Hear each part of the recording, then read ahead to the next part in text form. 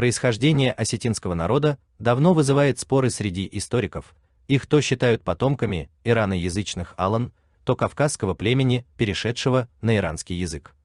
Если мы обратимся к генетическим данным, то, к примеру, осетинский ДНК, генофонд с одной стороны, представляет чеченское происхождение. Чеченские ученые-генетики обнаружили происхождение многих осетин от чеченцев-нашхоевцев. Источник – сайт Проза.ру о происхождении чеченского и ингушского народов. Диана Ахматова. С другой стороны, в труде, где принимали участие грузинский ученый-генетик и Насидзе и другие, показана таблица, где демонстрируется достаточно близкое генетическое родство, например, всех осетин с аварцами.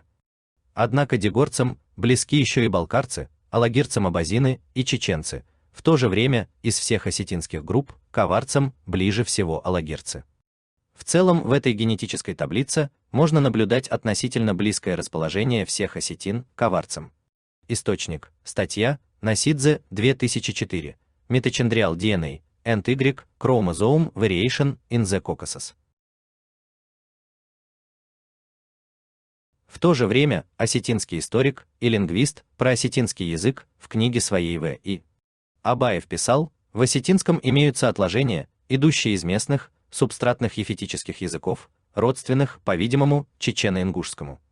Не прямо из ингушского или чеченского, а из какого-то их предшественника, не как усвоенные из чечено-ингушского в осетинский или обратно, а как принадлежавшие тому местному языковому субстрату, на основе которого сформировались и чечено-ингушский, и осетинский языки.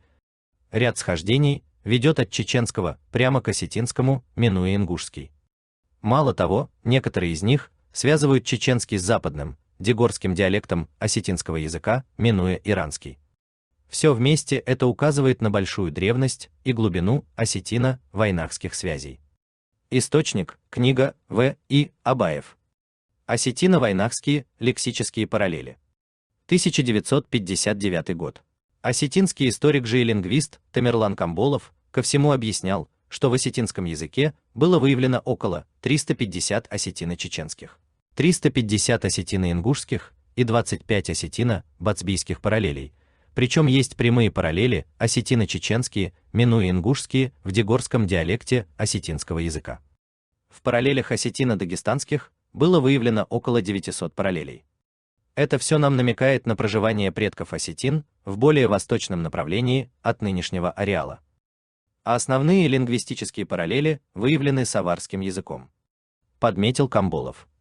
Источник – YouTube, Вайристон ТВ.